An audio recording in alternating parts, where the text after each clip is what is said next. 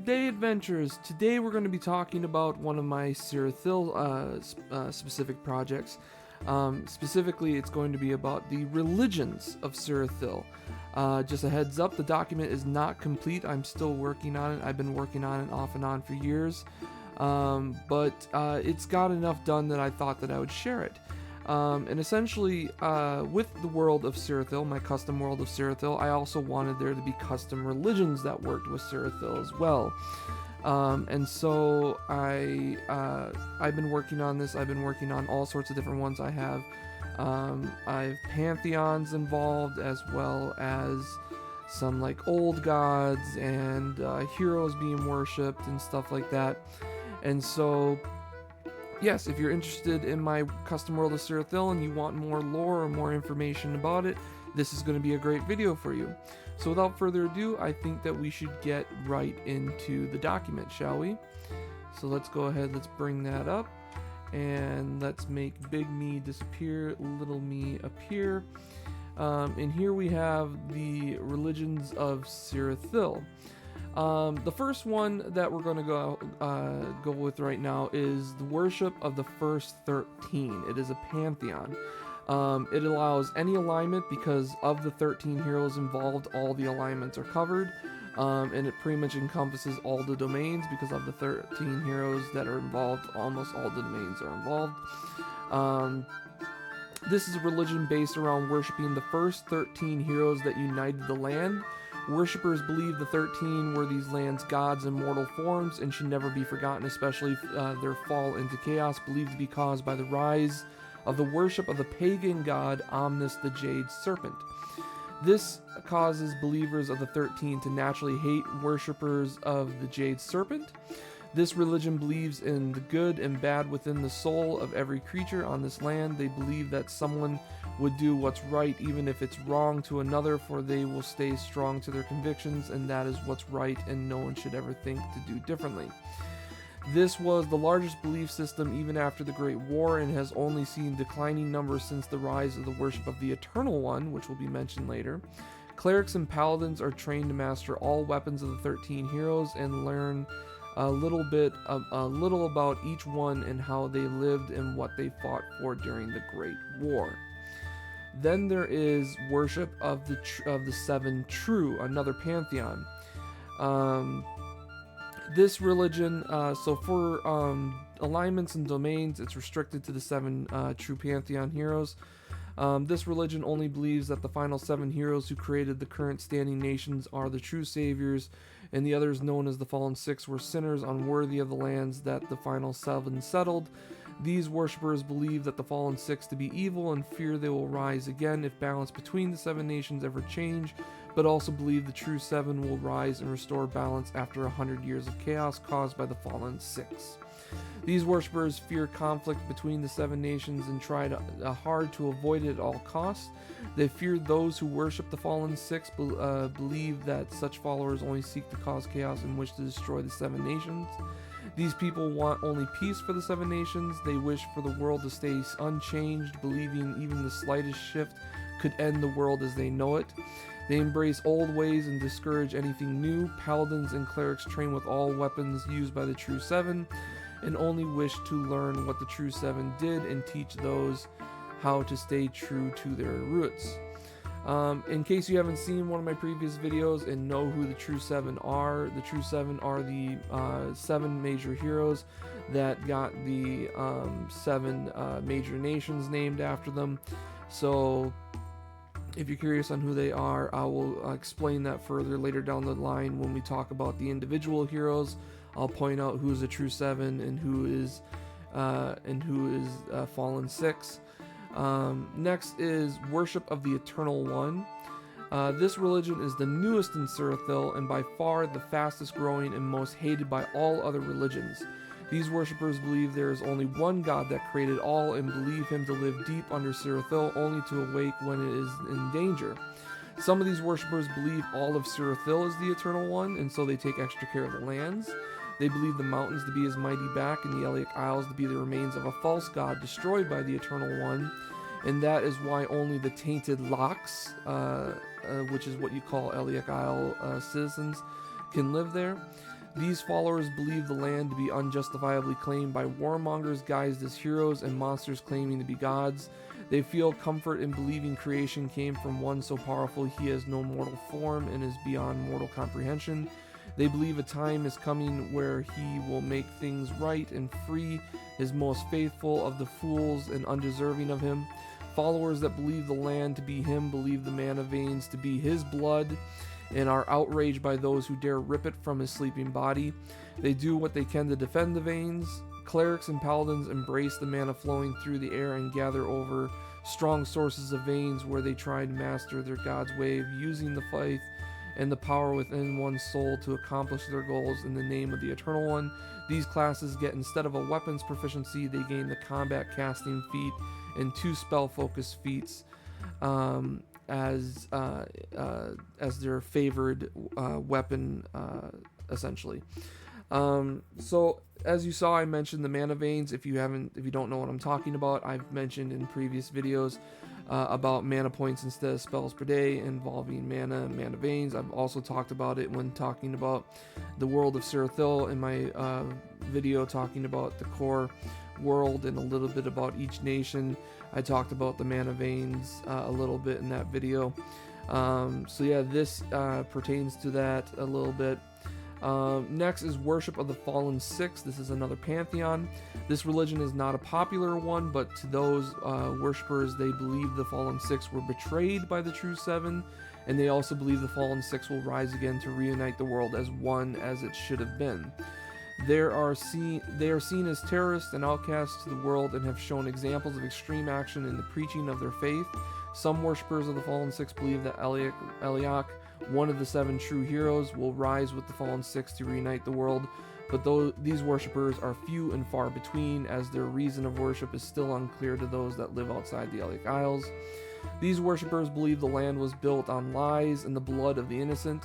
They wish to see the 7 nations become one once again, but to do this, the 7 nations must fall. Some worshippers take this the wrong way and choose to actively try to destroy the 7 nations by any means necessary. Some worshippers, mainly within the Eliak Isles, believe Eliak himself will rise with the Fallen Six and put right what the rest of the True Seven broke into pieces. Clerics and paladins train to use all weapons of the Fallen Six, and some select worshippers also train to use Eliak's weapon as well. Next is worship of the founding hero. So this is a religion very commonly practiced that is the worship of the hero who founded the nation in which the worshipper resides. Most common and unharmful, although the Nozirian Empire worships their hero so strongly they are practically seen as obsessed zealots, incapable of opening the mind to other religions, and hate all other religions as false worships. Clerics and paladins who practice this only learn to master the founding hero's weapon. And then their alignment and stuff are also restricted to the founding heroes' alignment in the founding heroes' domains. Worship of the current ruler. This is most common in Doreen and is practice of worshiping your ruler as a god, though some practice this in other nations, but the rulers frown on it. It is only in Doreen that the ruler accepts the worship, and it is these worshippers who find their prayers answered the most in all of Sirithel. Rulers of each kingdom honor their throne rooms or even wield their weapons of the founding hero, so clerics and paladins who practice this train with weapons of their nation's founding hero. So pretty plain and simple, it's just the worship of the current hero, of the current ruler of their kingdom. It is a less common worship, except for in Doreen, but it's still one of the ways to worship and have divine answers and stuff like that. These are a little bit more tricky when it comes to religion because there's less God interference, so to speak, from deities. Like normally when you have characters that worship a religion, sometimes you can mess around by having a deity influence or affect them in some way. Worship of the current ruler is a little bit different, where it's more interactive with an actual NPC sometimes, being in a position where you actually get to communicate with the ruler NPC, find out exactly what it is that they want, and so on and so forth. And it causes more of also a little bit more of a zealot-like relationship with the ruler, and believing that what they're doing is right, and so on and so forth, and it's hard to sway them. And so yeah, it's just another way to go about things, a more interesting way that I thought to go about the religions and worshiping and so on and so forth in Pathfinder, which is again what this entire thing is based around, but you could use this for other role plays as well. Next is worship of the divine saints. This is a pantheon. This religion is based around worshiping the 4 saints of Sirithel as grand guardians and shepherds of the Sirithel's people. They believe the saints are gods with mortal vessels and are the only ones with the power to balance the world, and even after the 3rd saint's death, they are still those that believe she still lives and that the 4 saints will find their way again. For they are the true gods in mortal form. It is even recorded that these saints' powers have been handed down since before the 13 heroes, and some believe that 4 of the 13 heroes were once the 4 great saints. So some worshippers of the first 13, the true 7, and the fallen 6 believe in this as well, and as does some who worship the current ruler, for 2 current saints are also current rulers of Doreen and Gothrion. Another note is that every saint recorded has been female, thus causing those that worship this religion to be people that value and praise females of their races over the males. Clerics and paladins who follow this religion train with each saint's weapon, which has remained unchanged for as long as the worshippers could remember. So yeah, the worship of the divine saints is very interesting. There's always these 4 saints that are in my world that their powers are passed down from one to another as they go. But most recently, the 3rd saint was murdered, or believed to have been murdered. It was definitely killed by one of the other saints' beasts, which resulted in that saint having to lock away their beast and so on and so forth. And so a lot of people believe that saint has been reborn already and they just haven't found out who it is yet. And some believe that maybe that the saint wasn't actually killed and that it was all a ruse to hide the saint. And so there's all sorts of rumors and theories behind the death of the 3rd saint. Next is worship of the Holy Land saints, is another pantheon. This religion started after the death of the 3rd saint, Saint Aqueous. It is believed that she was killed by the Terran saint in a battle that has still not yet been explained. Aqueous was said to have been killed by Terran's legendary beast, and because of this, the other 2 saints forced Terran to seal her beast away, locked by 3 keys held by each of the remaining saints. Worshippers of this religion believe all saints to be equally powerful, and so they believe Aqueous to be a false prophet, which is why she died to Terran. Worshippers of the 3 saints refuse to follow any teachings of the Aqueous and see the worship of the 4 saints to be corrupted by a false prophet. Clerics and paladins only train with the weapons of every saint but the 3rd. So again, this is another take on the saints worshiping in religion. They believe because they believe that all the saints are equally powerful and should be a match for each other. So the fact that one was capable of being killed by another, they believe that they must be a false prophet, a false saint, a false power that's been going throughout the years, corruption of some sort in the worship. And so they believe that anyone who worships the 3rd saint is lunatics, madness, and so on and so forth. Next is worship of the Void Saint. Domains are magic, death, knowledge, weather, and protection. Favored weapon is the scythe. This religion worships the 1st saint, the Void Saint, also known as the Star Queen, Goddess of the Storm, and Empress of Doreen. No one holds more titles or love from their people than the Void Saint. This religion believes in the void of night that holds the lives of the fallen, and that every star above is the soul of a loved one. They believe those that die faithful to the Void Saint will be reunited with their family and loved ones in the void above. Followers of the Void Saint worship her and pray to her for good weather, protection, safe passage for the dead, and all manner of other things, for she is said to answer the prayers of her most faithful. Those that follow her teachings do not fear magic, do not fear death or undeath.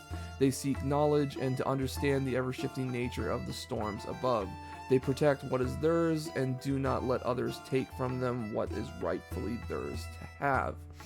Worship of the Void Saint is a very unique one. The Void Saint is a very unique character in my world. A little bit of lore revealed. She is not as good as people may say. Her alignment, I didn't put her alignment down just yet. I haven't done the alignments for everybody just yet. But she doesn't have a clear-cut alignment. I think her alignment in the end is going to be something like chaotic neutral. But I haven't done it yet. It's one of the things that I still need to do for a lot of these religions, is to go over and write in all their domains and all their favorite weapons and all the alignments and stuff like that, because the actual saint herself is actually a little bit more evil than what the people believe her to be. She's a little bit more dark. She's a little bit more does anything to get her way kind of character.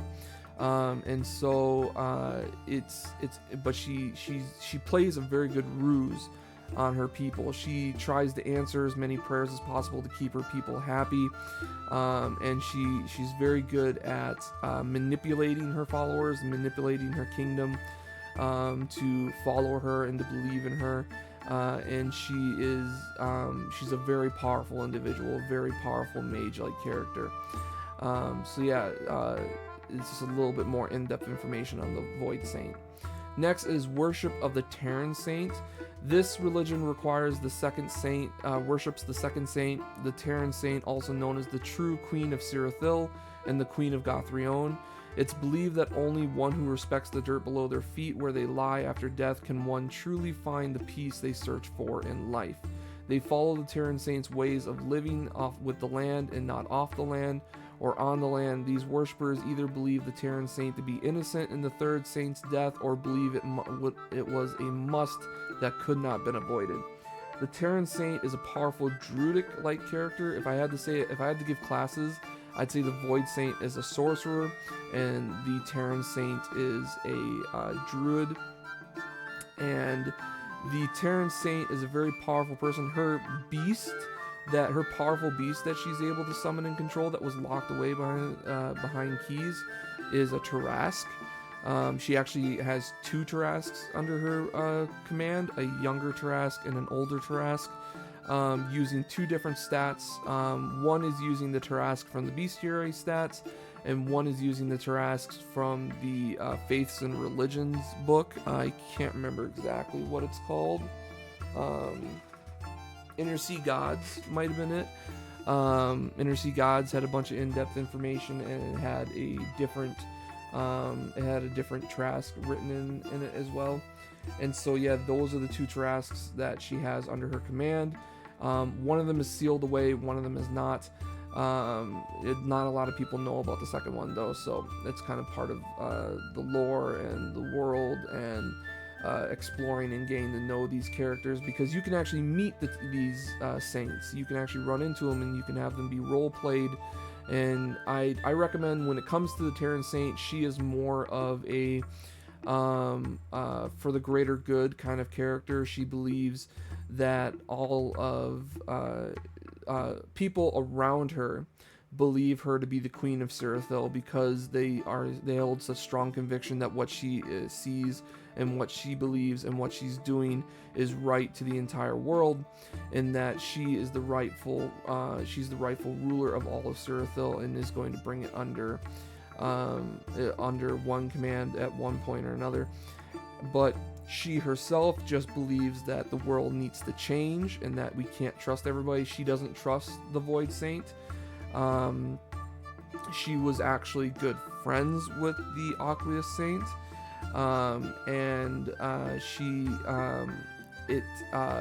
the lore behind what actually happened in the battle is that it was a trick by the Void Saint. So just a little bit of lore dumping here of more information that's not written here, is that the Void Saint tricked the Terran Saint into summoning her beast on the Aqueous Saint, because the Void Saint is instilling chaos, because the Void Saint wants to be in control of everything, and she can't do that with someone as strong, as stable, and as connected to her convictions as the Terran Saint.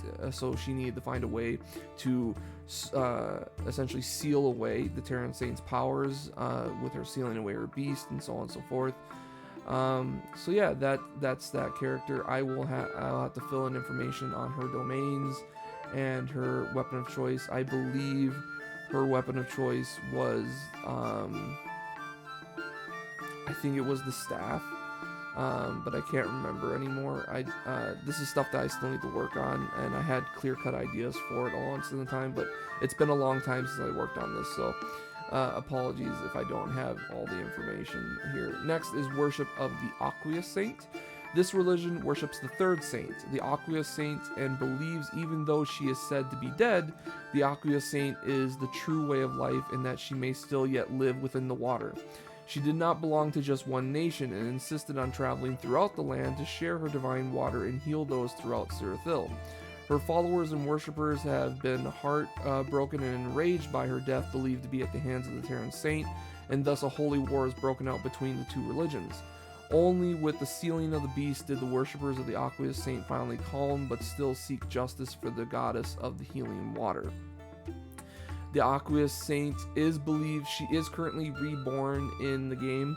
Something I like to do, if you have somebody playing a female character, if you have someone playing a female character who's willing to be a healer or something like that, or has some healing qualities, or you just want to do it to them in general, I like to try and make a player be the Aqueous Saint, and slowly get them to come into their own, come into their power, and have to deal with the others and become in part of this relationship. Or another thing you could do is have an NPC related to the party that gets to know the party, that's a healer or something like that, ends up becoming the Aqueous Saint and becomes a huge part of the players' lives. That way is another cool way that I thought of dealing with the Aqueous Saint in Sirithel. Next is worship of the Sanguine Saint. This religion worships the fourth saint, the Sanguine Saint, also known as the Blood Knight by her soldiers. These worshippers believe that the blood within all living creatures is what brings us together and makes us truly great. It is even rumored the Sanguine Saint herself can control life and death. They hold very sensitive rituals and are seen as barbaric by other religions. Most Sanguine worshippers are warriors and are taught that only those with burning blood pumping through their hearts can one truly enjoy life as it is meant to be. This is commonly misinterpreted during teachings and has caused several problems throughout history. So worship of the Sanguine Saint, a little bit more information on who this character is. The Sanguine Saint, I would have to say, is a magus, a warrior caster of a sort, and she is a very powerful warrior, very powerful caster that does these blood rituals, and she has control over an army herself. She is part of the Ariad Republic. She is a member of the Ariad Republic, and she is fighting on the Ariad Republic's side to try and quell the Nozirian threat. She has essentially made her stand with Ariad Republic, and so a lot of people in the Ariad Republic believe the Sanguine Saint to be their god because she's chosen them. And then a lot of people in Nozirian believe her to be a false prophet or a threat in general because she is chosen to take sides in a war. But she's also she's very unique.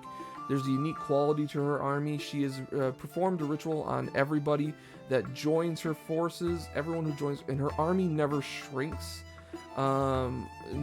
It's very rare when it shrinks. It usually is continuously growing, and so a lot of people see her as a possible threat because it is not. People aren't joining her military in droves, but a lot of old warriors or people that are on the brink of death join her army because they are afraid of death, and she grants immortality to all of her soldiers, but her soldiers are forever cursed to fight for her in her army for the rest of time, essentially. So while a lot of people go to her to escape death, find themselves trapped in a dark place by constantly having to wage a war that they don't see as just, and they're constantly fighting against the undead that rise on the borders between Nozirian and Ariad. They're constantly having to fight against Nozirian in general. Nozirian are no slouches when it comes to war. They're pretty advanced. They have trained all sorts of manners of monsters to fight for them and such. Specifically dinosaurs. Nozirian has dinosaurs on their side. And so it is not an easy fight. It's a pretty tough fight. They usually get completely uh, destroyed. The few ways that the characters get completely wiped out or removed permanently is sometimes they offer to perform a ritual with the Sanguine Saint that makes it so that way they can be released from her bonds. But by doing so, they become nothingness. They are not granted any form of afterlife at all, or at least that is what is believed. That is what the Sanguine Saint says, is that you will lose your all manner of choice of the afterlife if you choose to essentially join her and then break from her later on. And so a lot of people dissipate that way. And then also disintegration spells or death effects, like actual hardcore death effects from spells, those are permanent on these characters. They do not resist those. And so that is the Sanguine Saint, and that is a little bit of information around her. Next, we have the pagan gods. I really enjoyed making these. I only have a few of them so far. I was planning to make more. As a short one, we have the Jade Serpent, also called Omnis. This creature is blamed for causing the chaos in the 13 Heroes, said to grant power to any who gathers his artifacts. Natural weapons are his training. Being your own judge and jury to do what you must to survive is the basis of his teachings. Not much else is known about the Jade Serpent. So just a little hint, the Jade Serpent is also kind of like the dragon from Dragon Ball Z. The Jade Serpent is capable of being summoned by gathering these artifacts, which are Dragon Balls essentially. And so in my world, there are Dragon Balls. I like the idea of the Dragon Balls existing in the world and people venturing all throughout the land to find them.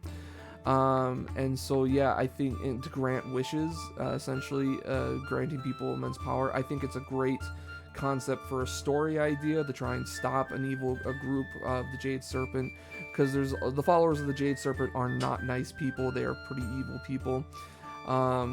And so having to deal with hunting them down or trying to get the orbs before them and so on and so forth is a fun little story idea that I had for the world of Sirithel. I like that concept in Sirithel. I like stumbling upon them and then having them become like the next goal for the story and so on. So yeah, that's just a cool thing. I like the Jade Serpent. It's not necessarily an original idea, but I do like it.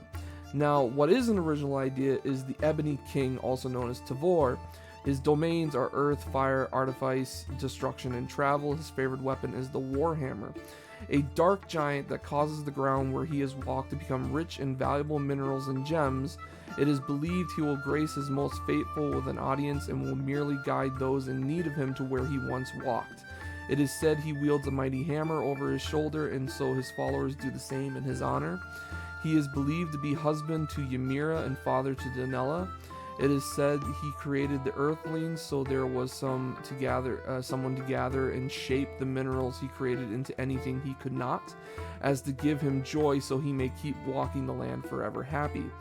It is said Tavor once tried to create land, but was enraged by his inability to create like Ymira, and his ineptitude to add life to his creation, and so he tried to destroy it till Ymira stopped him and shown him how he could create life. In doing so, he amassed the massive mountains and created the Earthlings from his most precious mineral, now believed to be the Mana Stones.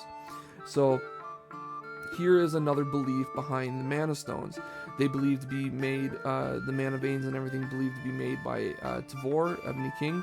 Ymir and Donella are two other pagan gods that are in my world that are major players of the pagan god religions.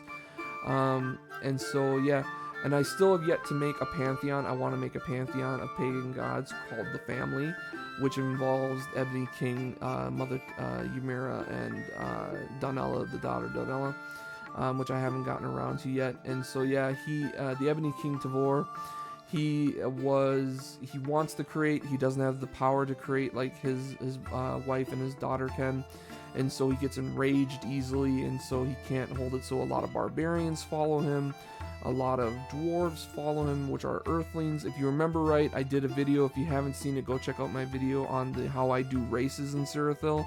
Earthlings are things like halflings and dwarves and darrow and stuff like that. And so yeah, that's the Ebony King Tavor. Next is Mother Terran Ymira. Domains are water, earth, air, fire, plant, and weather. Her favorite weapon is the 7-branch sword. The mother who created all of nature is believed she created the land from the sea and so that she could plant a beautiful garden. It is said she gave life to the Fae folk so that her garden could be enjoyed by more than just herself, and in doing so created magical beasts so as to keep the Fae folk entertained. It is said she made Tavor to fill her land with beauty that she could not understand, and in doing so she fell in love with him and his creations. It is said she created Donella with Tavor as to create even more beauty unlike she has ever seen, and even though it is believed that the rain itself is her very tears for what her creations now do, whether they be tears of joy or sadness, she is never once regretful of her creations. It is said that Tavor tried to create his own land, and land he could not make it as grand as Ymira could, and in a rage started to destroy his failed creation, now believed to be the Aliac Isles. It is said Ymira had to pull metal down from the heavens to create a blade with 7 branches just so she could disarm him and embrace him, calming his temper. This is the weapon wielded by her followers today. She then chose to add to Tavor's land what he could not, life. Next, so essentially, Ymira is like a mother goddess kind of thing, cliche, I guess you could say, not entirely original. She is all about nature and keeping and giving life. She created the more magical beings. Fae folk, if you remember in my video that I did about custom races, you know what the Fae folk are. If you haven't, go check that video out and you'll know what races I'm talking about when I talk about the Fae folk. She also created magical beasts. With Tavor, she made the virgin daughter Donella, and so Donella is probably the only thing that Tavor has created that that gives him 100% joy, that he doesn't think twice about, that he doesn't regret, because Tavor is a very pessimistic, a very depressed god who's constantly trying to find joy, and that's the reason why he struggled as hard as he could to make the Earthlings, so that way they could make things that he could not from these things that come natural to him. And so yeah, the virgin daughter Donella is next. Domains are healing, sun, darkness, and animal. Favorite weapon is unarmed. The being that created the first men, she is believed to be the daughter of Ymira and Tavor. It is said she was created so as to love all creation and to make more to love for her mother. It is believed she first created animals as to copy her mother's beautiful beasts, but could not make them as great, for she lacked her mother's power. She then tried her hand at copying her father's earthlings, and in doing so the beast folk were made. On her third attempt to create life, she made man and woman, and with them she granted them the ability to adapt and merge with her mother and father's creations.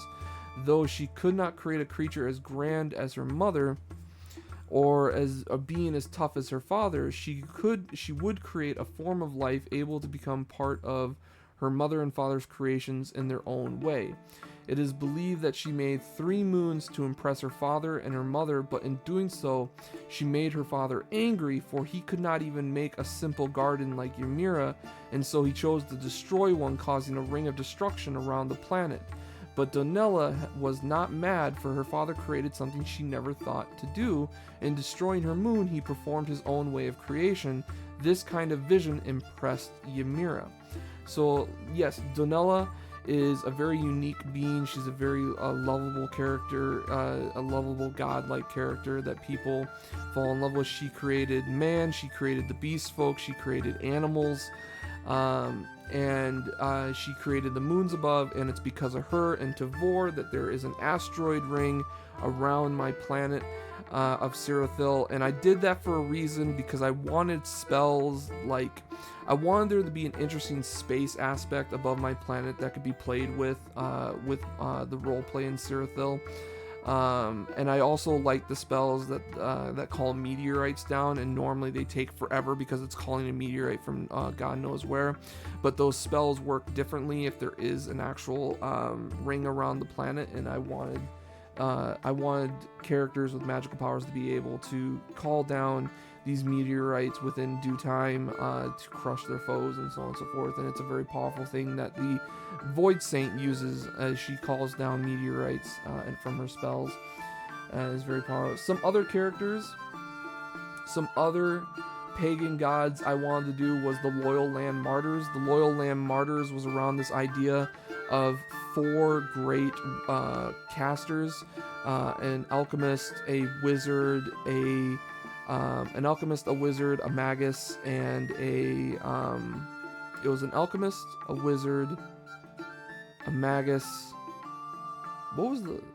Oh no, that is, it's just 3. I don't know why I thought 4. It's 3: an alchemist, a wizard, and a magus. The Loyal Land Martyrs is based around these 3 character ideas that I came up with for different role plays in my time that I decided I wanted to make into pagan gods in Sirithel. There is an alchemist who's capable of creating almost anything from alchemy. He's also a dragon rider who rides a dragon that hides in the body of a duck. And so the character has a duck as a familiar, but the duck is actually a dragon, and so the duck can transform into a dragon, and the alchemist rides the dragon, and so he's a dragon rider.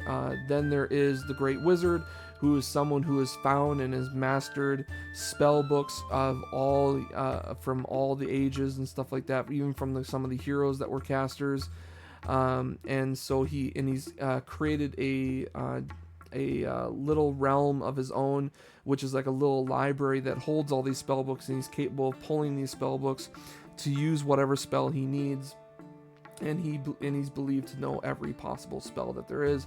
And then there is a magus that is like a gambit-like character. He's based around using throwing cards or playing cards, throwing playing cards as a weapon, casting spells through them.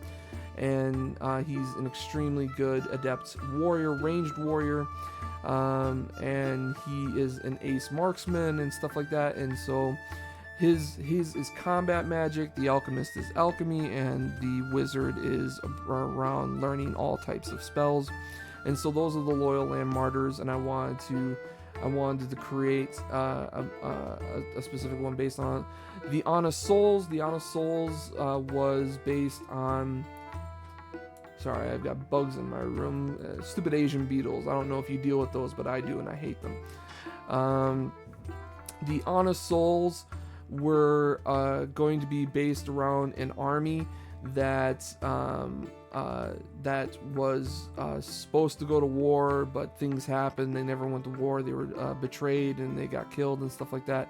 And so the Honest Souls is based on a pagan religion, based on these warriors that are desperately trying to finish their what they were meant to do. They're meant to go to war, and so there's supposed to be a story arc in my world of Sirithel that you can end up doing, where you could free them from their bonds and allow them to finally go to war, kind of like the ghosts from Lord of the Rings, where they were supposed to go to war, but they fled, and so they're trapped in the world of living as ghosts until they finally do accomplish a task of the king, and so on and so forth. It's kind of like that, but with my own little twist. The Everlord is supposed to be a time-based god that your usual time cliches and stuff like that. Ghost of the Void is supposed to be a dark, evil pagan god that worships the darkness of the void above, and is also about shadows, darkness, and discreet secrets and stuff like that. Next is 13 heroes and their paths in life. So 13 heroes. Eldrick Hone is one of the true 7. His domains are artifice, law, community, protection. He is lawful neutral. His weapon of choice is the long spear. Eldrick Hone is a man who took a small piece of land and turned it into a large fortress city still standing today. He taught his followers the way of fair trade and how to craft what you need with your own two hands. Together, these lessons taught his followers how to create and how to trade what you make for what you can't create. He taught his people to protect themselves and others equally and to value both themselves and their neighbors. He ruled his people with a just and righteous mind and stayed that way till the day he died.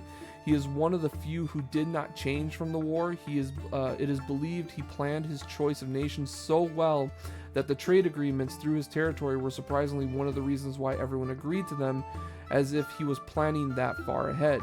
He made sure every nation's traders were valued within his land. When he died, the kingdom was left in such depression. It is said the magocracy of Hone has never seen a golden age since. Eldrick Hone ruled. Eldrick Hone ruled. Eldrick was killed by an assassin, and to this day, assassins are outlawed within Hone, and assassinations are looked over by not only the law, but the common folk. Killing without honor is a slight in Hone, but dueling is a common occurrence. The people adapted as a form of justice that allowed them to justify killing one who has slighted another. So Eldrick Hone is a very lawful, neutral character. He was a very just character in back in the day. His religion is based around laws, upholding the laws, and stuff like that. And he is also about building and stuff like that. He is a very unique character. He's one of the characters that don't change. A lot of the heroes down here are going to have early teachings and later teachings. And so there's going to be different versions of these characters that you could worship. Next is Kol Eliak. He has early teachings and later teachings. His early teachings are of protection, knowledge, liberation, and repose. His later teachings, what these mean, early teachings and later teachings. Early teachings are before the war. Later teachings are after the war. His later teachings are protection, war, liberation, and travel. His favorite weapon is the serrated whip, which he dual wielded, and his alignment was neutral in the early teachings, but no one could truly understand what his alignment was in the later teachings. So technically, all alignments are allowed in the later teachings of Kol Eliak, because no one could. It's being debated to this day what justifications and what his teachings mean. And so his early teachings are true neutral. His later teachings are any alignment, because it's still being interpreted, so it's allowed by everybody. Kol Eliak is a man who valued his friends like family. He taught his people to value their lives and the lives of others equally. He trained his people to be able to defend themselves and those in need. He taught them to live life to the fullest and have no regrets in life. He taught his people that no race is greater than another, and chose to change his face and race often as to keep his people loving all races and genders. Though he was ever shifting, he was always known from first glance. The beast races grew close to his teachings and gathered around him in support. Kol taught his people to avoid confrontation, but to never let another tell you how to live. After the war began, it was obvious this had an effect on Kol, but he still extended a merciful hand to all until the day Olithlun forces arrived at his shores. It is said after the first battle on his land, Kol changed, but it wasn't long before Kol disappeared and the 24 pillars rose from the sea, and never again did Kol allow someone to hurt his people. So, Kol, the idea behind Kol is that he was a true neutral character trying to keep everyone together. He was trying to avoid the war. He was trying to get peace back on the war. And he spent most of the war trying to bring everyone back together. But when Olithlun essentially marched on his land, attacked his people, and so on and so forth, he kind of snapped. He ended up changing a little bit, and people had a hard time telling what it is that he was trying to mean with his teachings. A lot of people still believe that's in true neutral, that he's trying to keep everybody in peace, but stuff like that. But the fact that he went to war and actively defended his people and ended up killing hundreds and hundreds and hundreds and thousands of people, that the people believe that he's about vengeance and so on and so forth. And so it's open to interpretation what Cole Eliak's teachings mean. Next is Valazar Doreen. Valazar Doreen his early teachings were magic, rune, weather, and water, and was chaotic neutral. His later teachings was magic, chaos, good, war, and was chaotic good. His weapon of choice was the longsword. Valazar Doreen is a man who saw magic as a tool, an extension of one's body and mind that could be used to further one's goals. He taught his people to respect magic and nature, but to not fear tampering with either. He saw potential in nothing and chose to have his people settle the northern wastes. He used the land's wild beasts and strong magic presence to overthrow the other heroes' forces, drawing a line in the snow that no one could cross. It wasn't until Nozirian and Ariad waged war with each other that allowed Valazar to fight back across his entire front line and started the push on Olithon, forcing them to pull their troops back from the Eliac Isles. Valazar had a good eye for magic and could spot a strong wielder of the void across miles, allowing him to build up a strong magical force. 7 years after the signing of the Seven Pieces, something went wrong in the north, causing the death of 90% of the magic users, including Valazar himself. At the time, the Void Saint was Valazar's wife. In general, she was one of the 10% of magic users to survive, and soon after took his place. Valazar was not afraid to push boundaries and make sacrifices to learn more, but after the war, it is said he would isolate himself from others and go on long journeys to pursue knowledge so as to avoid another great war. So, a little bit more in-depth knowledge about what happened with that 90% missing. The lore behind that is that he gathered a large amount of his casters and his realm all into one place to try and accomplish a goal. He was trying to take back the world as one under his own power, and he was trying to bring the world back as one. He was trying to bring the heroes back as one. He was trying to do something that was generally impossible, and he was not in. What ended up happening was Olaf Lund essentially saw this as a potential threat. They saw him amassing these casters on their border and stuff like that, and so Olaf Lund gathered the majority of their casters as well, and their greatest casters, which are the Loyal Land Martyrs, the three great wizards, the Alchemist, the Wizard, and the Magus, and sent them to investigate, and something ended up happening. And what ended up happening is that they interrupted the ritual because they saw what was happening was something that was not right. It just wasn't a right thing to do. It was something that was going to force something, an unnaturalness to the world that was not right, and so they interrupted it, and by interrupting it, they caused a mass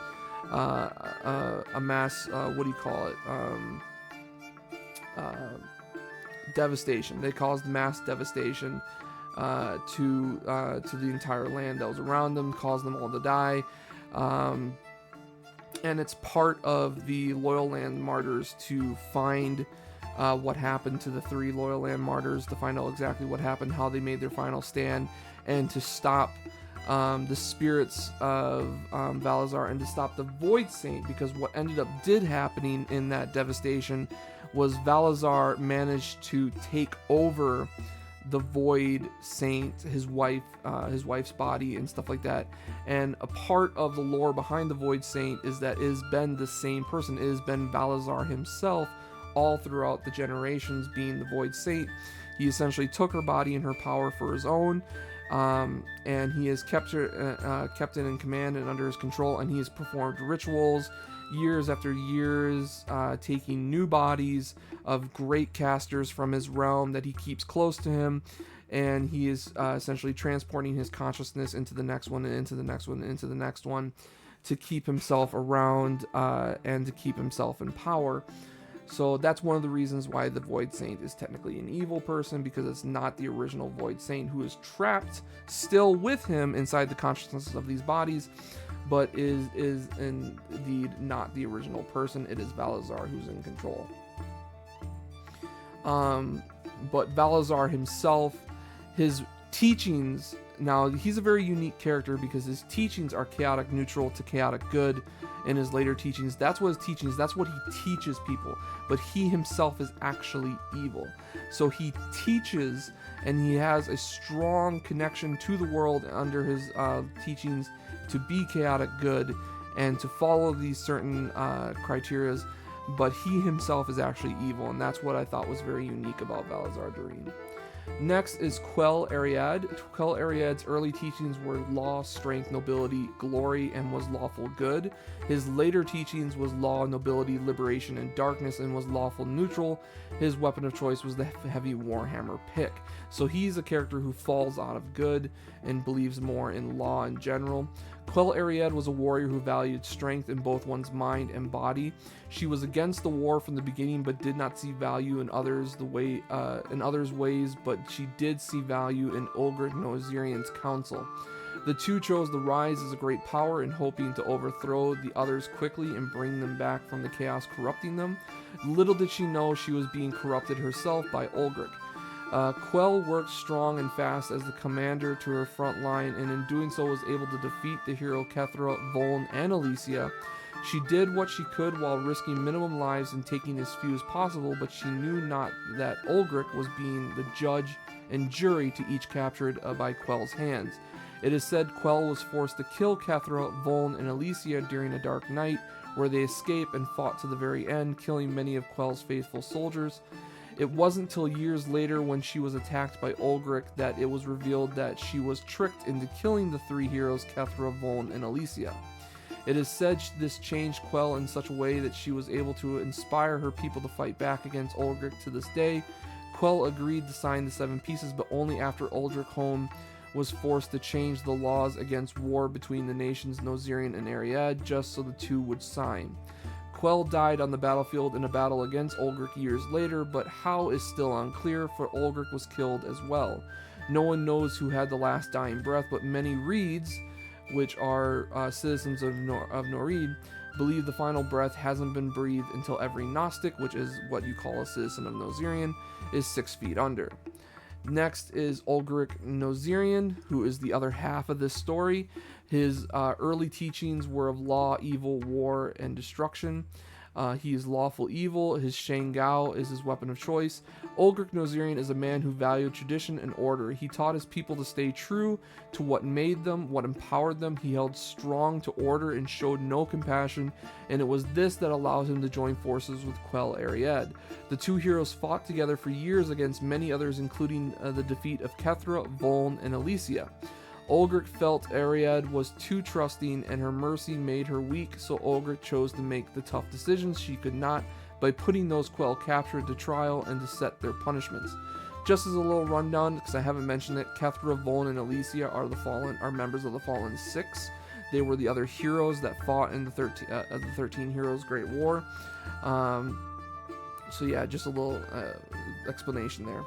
It was during this time Ulgrich dealt with corrupted men and women within Quell's ranks and chose to start putting them to trial in secret so as to not cause chaos between the two heroes.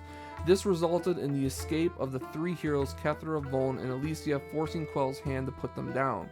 After years by her side, Ulgrich saw that if those corrupting Quell's choices were to stay in power, Quell would surely fall into a darkness so deep she could never recover. But after trying several times, it was clear that Quell had to die to stop those below her. This is when the war between nations began, during a failed attempt to stop Quell when her forces were gathered in the north, and they have been at war ever since. Ulgrich and Quell both died on the battlefield, but no one knows how. The Gnostic people people still stand behind his teachings and vow to complete Ulgrich's goals, hoping to put a stop to Ariad someday. Now, some other heroes that I haven't gotten their detailed information around. There's Lillian Gothrion, which is the hero of Gothrion. Her early teachings were animal, earth, water, air, fire, plant, neutral, good. Her later teachings were earth, plant, animal, darkness, and knowledge, and became chaotic good. Her choice of weapon was the staff.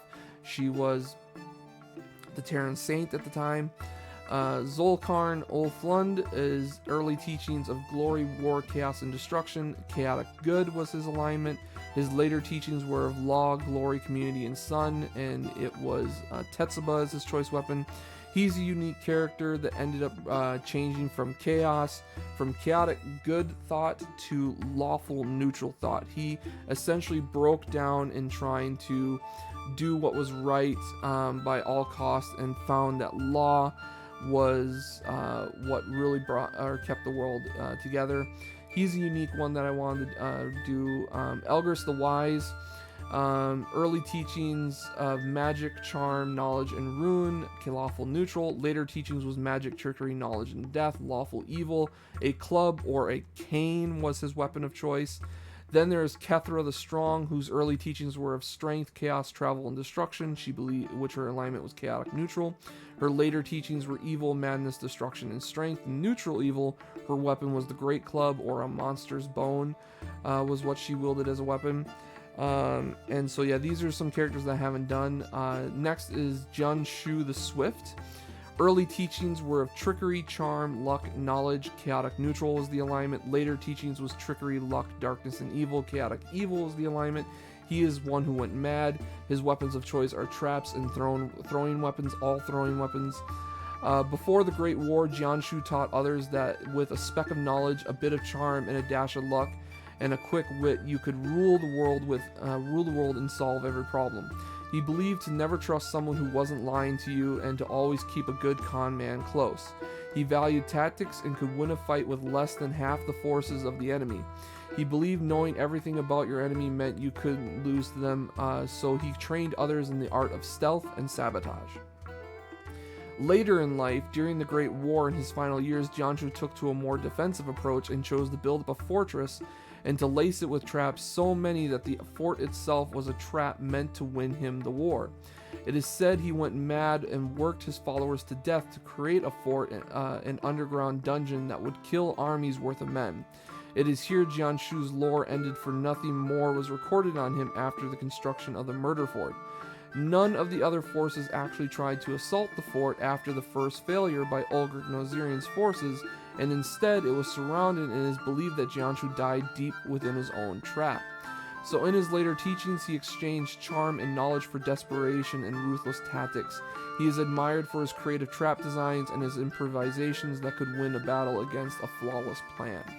So he was a very unique character that first believed in chaotic neutral, doing what you wanted, and so on and so forth, and then slowly fell into chaotic evil. He believed that essentially enemies were going to come for him no matter what, and that he had to lay traps, and that traps were the only way to succeed, and having everyone kill themselves on his traps were the way to victory.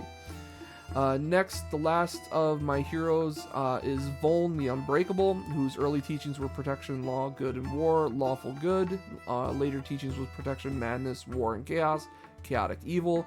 He took one of the biggest jumps out of all my characters. His favorite weapon was a rapier and tower shield. Alicia the Ever-Burning, whose early teachings were chaos, fire, travel, and destruction, a chaotic neutral alignment. Her later teachings were destruction, madness, fire, and death, chaotic evil, and a crystal blade was her weapon of choice. She fell to madness, just like Voln did. And then finally, Kira the Merciful, whose domains were healing, good, water, and plant. Her alignment was neutral good, and her weapon of choice was the dagger. And she was the Aqueous Saint during the Great War. And so yeah, that is my Religions of Sirithel. If you guys want me to work on this more, finish it out, fill out the information and stuff like that, you want more of it, go ahead, let me know in the comments. If you have ideas on what some of these blanks could be, go ahead and let me know that too. I'll take any ideas you guys want, as long as I agree with them. But yeah, go ahead, let me know what you guys' thoughts were and stuff like that. Maybe come see me in a stream, anything like that. Otherwise, I hope you guys enjoyed this little video on the Religions of Sirithel. I hope you guys look forward to more information on Sirithel. I still have some information left to tell about Sirithel. And otherwise, I hope you guys have a safe adventure.